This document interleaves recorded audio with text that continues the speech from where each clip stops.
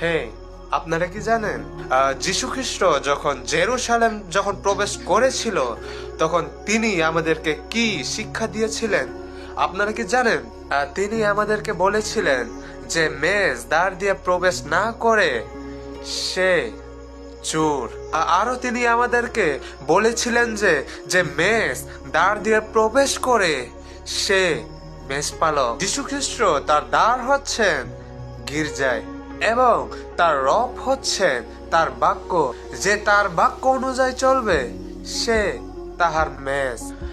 এই জন্য যীশু খ্রিস্ট যখন বারান্দায় বেড়াইছিল তখন জিহুদি নেতারা তাকে জিজ্ঞাসা করেছিল, আর যীশু খ্রিস্ট তখন তাদেরকে উত্তর দিয়েছিলেন, তোমরা আমাকে বিশ্বাস করো না, কারণ তোমরা আমার মেষ নও।